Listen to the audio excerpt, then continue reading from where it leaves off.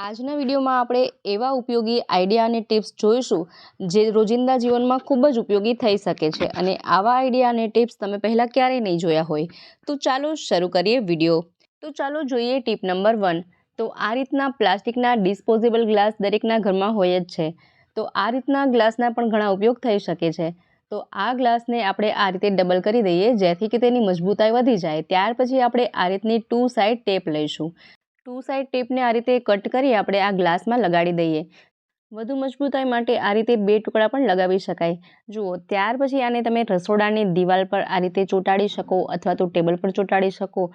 કોઈ પણ રીતના જો આ રીતના થર્મોકોલના ગ્લાસ હોય અથવા તો આ રીતના ડિસ્પોઝેબલ ગ્લાસ હોય, ટ્રાન્સપરન્ટ ગ્લાસ હોય તો તે પણ તમે લગાડી શકો છો. હવે આમાં કટલેરી એટલે કે ચમચી, ચમચા વગેરે જેવી વસ્તુઓ રાખી શકાય છે.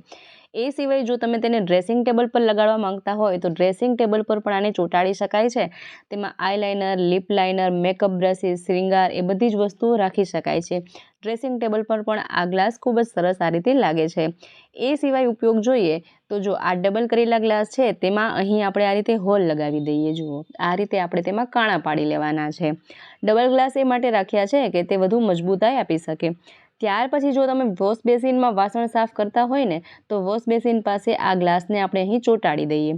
હવે જ્યારે પણ ચમચી, ચમચા વગેરે આપણે સાફ કરીએ ને તો ડાયરેક્ટ તે ધોઈ અને આપણે આમાં રાખી શકાય છે. અને ગ્લાસમાં આપણે કાણા પાડ્યા છે તો બધું પાણી પણ તેમાંથી નીતરી જશે. ત્યાર પછી જોઈએ નેક્સ્ટ આઈડિયા. તો જ્યારે આપણે નવો દાંતિયો લઈએ તો માથું ઓળવીએ તો તેના જે દાંતા હોય તે માથામાં ખૂંચતા હોય છે, વાગતા હોય છે, કારણ કે તેના દાંતા જે હોય તે વધુ અણીદાર હોય છે. અહીં મેં એક્ઝામ્પલ માટે હેર એક્સટેન્શન લીધેલી છે. તો આ રીતે આપણે તેના માટે શું ઉપાય કરી શકીએ? જ્યારે રોટલી કર્યા પછી આ તવો જે ગરમ હોય તો ગરમ તવા પર આપણે આ રીતે આ દાંતિયાને આ રીતે ઘસીએ. જુઓ, આ રીતે તેને રગડવાથી તેના જે ધારદાર દાંતા છે ને તે થોડા બુઠ્ઠા થઈ જશે અને જ્યારે આપણે માથું ઓળવીએ ને તો આ જરા પણ દાંતા માથામાં વાગશે નહીં. તો ખૂબ જ ઇફેક્ટિવ આઈડિયા છે. ત્યાર પછી જોઈએ નેક્સ્ટ આઈડિયા. તો રસોડામાં મસોતાની આપણે અવારનવાર જરૂર પડતી જ હોય છે. આપણે કોઈ પણ ગરમ વસ્તુ ઉપાડીએ તો મસોતાથી ઉપાડીએ અથવા તો કોઈ પણ વાસણ લૂછીએ તો મસોતાથી લૂછીએ. તો મસોતું ઘણી વખત આમ તેમ પડ્યું હોય અથવા તો થોડું ભીનું થઈ ગયું હોય તો આમ તેમ પડ્યું હોય તો તેના માટે આપણે શું ઉપાય કરી શકીએ? તો તેના માટે આપણે અહીં કપડાં સૂકવવાનો જો ચીપિયો આવતો હોય તે લેવાનો છે. ત્યાર પછી આ કપડાં સૂકવવાના ચીપટામાં આપણે 2 સાઈડ ટેપ લગાડીશું. જુઓ, 2 સાઈડ ટેપનો આપણે અહીં આ રીતે થોડો ટુકડો કટ કરી લઈએ અને અહીં આપણે આ જે કપડાં સૂકવવાની ક્લિપ છે તેમાં આ રીતે ચોંટાડી દઈએ. હવે આને તમે રસોડામાં ગમે ત્યાં આને ચોંટાડી શકો છો. જુઓ, આ ચીપિયું લગાવ્યા પછી આના પર તમે મસોતાને ટીંગાડી શકો છો. મસોતું આમ તેમ ક્યાંય પણ રાખવા સિવાય અહીં આપણે આ મસોતાને અહીં હેંગ કરી શકીએ છીએ, ટીંગાડી શકાય છે. ખૂબ જ સરસ મજાનો આ આઈડિયા છે. મસોતું ટીંગાડવા સિવાય પણ જો કોઈ એવી કોથળી હોય, નાની મોટી વસ્તુ આપણે ખરીદીને લાવ્યા હોય તો તે પણ આપણે હેંગ કરી શકાય છે. જો કોથળીમાં વધુ વજન ન હોય તો આપણે અહીં આમાં ટાંગી શકાય છે. જુઓ, ખૂબ જ સરસ મજાનો આ આઈડિયા છે. તો જ્યારે પણ આ રીતે હેંગરની જરૂર પડે તો આ રીતે તમે ચીપિયાને લગાવી શકો છો. એ સિવાય ઘરમાં કોઈ અન્ય જગ્યાએ પણ કોઈ વસ્તુ ટીંગાડવા માટે આ રીતે ચીપિયો લગાવી શકાય.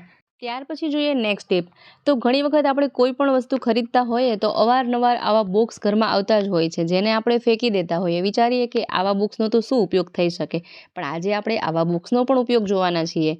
તો આ બોક્સ લઈશું, તેમાં પણ 2 સાઈડ ટેપ લઈશું અને આ ટેપને અહીં આપણે ચોંટાડીએ. જુઓ, હવે આનું આપણે શું કરવાનું છે? તો આને આપણે ડ્રેસિંગ ટેબલ પર ચોંટાડી દઈશું. જી હા, આ રીતે ડ્રેસિંગ ટેબલ પર આપણે આ બોક્સને ચોંટાડી દેવાના છે. આનો ઉપયોગ શું છે તો એ પણ આપણે જાણી લઈએ. દરેક લેડીને માથું ઓળવતી વખતે વાળ ખરવાની ખૂબ જ સમસ્યા થતી હોય છે અને તે વાળ આમ તેમ આપણે ફેંકી દઈએ તો ઉડતા હોય. ઘણી વખત એવું થાય ટાઇલ્સમાં ખૂબ જ દેખાતા હોય, ક્યારેક તો જમવામાં પણ વાળ આવી જાય અથવા તો આમ તેમ ઉડતા હોય. તો એ જગ્યાએ તમે આ રીતે આ બોક્સ લગાવી બધા જ વાળ આ રીતે સાથે રાખી અને આમાં બોક્સમાં તમે જમા કરી શકો છો. જી હા, આમ તેમ ક્યાંય પણ વાળ ફેંકવાની જરૂર નહીં રહે. આ બોક્સમાં આપણે જમા કરી રાખી દઈએ. એવું લાગે ત્યારે બોક્સ કાઢી અને ફેંકી દઈએ. અવારનવાર આવા બોક્સ તો આવતા જ હોય તો ફરી આપણે બીજું બોક્સ લગાવી શકાય. તો આ રીતે વાળને એક જગ્યાએ સાચવીને રાખવાનો ખૂબ જ આઈડિયા છે. બોક્સ ભરાઈ જાય તો વાળ ફેંકી દઈએ. ત્યાર પછી જોઈએ નેક્સ્ટ આઈડિયા. તો આ રીતના ચીપિયો લઈશું અને આ રીતની કોઈ પણ પ્લાસ્ટિકની કોથળી હોય તે આપણે લેવાની છે. હવે આ કોથળીને આપણે આ ચીપિયા પર આ રીતે આપણે વીંટી લઈએ. જુઓ, પ્લાસ્ટિકની જબલા થેલી હોય તો તેનો પણ ઉપયોગ કરી શકાય અથવા તો આ રીતની કોથળી હોય તો તેને પણ આ રીતે આપણે વીંટી શકાય. જુઓ, ચીપિયામાં આ રીતે કોથળી વીંટવાનું કારણ શું તો તે પણ આપણે જોઈ લઈએ. તો જ્યારે આ રીતના પ્લાસ્ટિકના શીશા આપણે સાફ કરવાના હોય તો આપણે વ્યવસ્થિત રીતે સાફ ન કરી શકીએ તો આ ચીપિયાની મદદથી તમે આ રીતે પ્લાસ્ટિકના શીશાને બોટલને તમે ધોઈ શકો છો। ત્યાર પછી જોઈએ નેક્સ્ટ ટીપ। તો ઘણી વખત એવું થાય કે ઘરમાં ચાદર જૂની થઈ જાય, ઓછાળ જૂના થઈ જાય તો ઓશિકાના કવર તો એમને એમ પડ્યા હોય તો તે જૂના ન થાય। જો ઓછાળ ફાટી ગયો હોય તો આ ઓશિકાના કવરનું કરવું શું? તો હવે આ કવરનો પણ આપણે આજે ઉપયોગ જોઈ લઈએ। તો જ્યારે ઘરમાં બીજી બેડશીટ પડી હોય તો તે બેડશીટને સાચવવા માટે આપણે આ જૂના ઓશિકાના કવરનો ઉપયોગ કરી શકાય છે। જી હા, જેટલી પણ બેડશીટ છે તેને સરસ રીતે આપણે સકેલી આ રીતે આખું સેટ સાથે રાખી અને જૂના ઓશિકાના કવર છે તેમાં આ રીતે તમે તેને રાખી શકો છો। જુઓ, આ રીતે ઘણી બધી બેડશીટ હોય તો તમે એકસાથે પણ બધી રાખી શકો। આપણે જ્યારે પણ જરૂર પડે તો આપણે સહેલાઈથી મળી જાય કે હા, ઓશિકાના કવરમાં બધી જ આપણે સાચવીને બેડશીટ રાખેલી છે। એ સિવાય વધારાના ટોવેલ હોય તો તે રાખી શકાય, અથવા તો અમુક વખત વર્કવાળી જે સાડી હોય ને તે આપણે પ્લાસ્ટિક બેગમાં એમને એમ રાખીએ ને તો તેનું વર્ક તે પ્લાસ્ટિકમાં ચોંટી જતું હોય છે અને સાડી બગડી જતી હોય, તો તેના માટે પણ આ ઉપાય સરસ છે। આ જૂના ઓશિકાના જે કવર હોય ને તેમાં તમે વર્કવાળી સાડી પણ રાખી શકો છો। સાડી કવર તરીકે પણ આપણે આને ઉપયોગમાં લઈ શકાય છે। જી હા, એક સાથે ઘણી બધી સાડીઓ રાખવા માંગતા હોય તો એક સાડી રાખી તેના પર એક પેપર રાખી તેના પર બીજી સાડી રાખી શકાય છે। ત્યાર પછી જોઈએ નેક્સ્ટ ટીપ। તો ઘણી વખત ઘરમાં આ રીતે ચા પીવાના કપ તૂટી જતા હોય અથવા તો તેના હેન્ડલ, જેને ગુજરાતીમાં આપણે નાકા કહીએ, એ કપના નાકા તૂટી જતા હોય છે તો આપણે એમ થાય કે આ કપને હવે આપણે ઉપયોગમાં ન લઈ શકીએ, પરંતુ આ નાકા તૂટેલા કપના પણ આપણે ઉપયોગ સરસ કરી શકાય છે। તો તે માટે મેં અહીં આ રીતનું પ્લાસ્ટિકનું ઢાંકણ લીધેલું છે। કોઈ પણ પ્લાસ્ટિકનો જે ડબ્બો આવતો હોય ને તેમાં જે ઢાંકણ હોય તેનો ઉપયોગ કરી શકો। ત્યાર પછી મેં એક પુઠ્ઠું લીધેલું છે।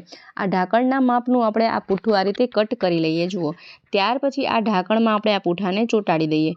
ફક્ત તમે આ કાર્ડબોર્ડ પુઠ્ઠાનો ઉપયોગ કરી શકો, પણ ઢાંકણ મેં એટલા માટે લીધેલું છે કે જેથી કે તેની મજબૂતાઈ વધી જાય। આ રીતે આપણે ઢાંકણ પર આ પુઠ્ઠાને ચોંટાડી દઈએ। હવે આમાં તમે કલર કરી શકો અથવા તો આ રીતનું વોલપેપર હોય તે ચોંટાડી શકો। મેં અહીં વોલપેપર લીધેલું છે। જુઓ, આ રીતે આપણે વોલપેપર ચોંટાડી દઈએ। તમે કલર પણ કરી શકો છો।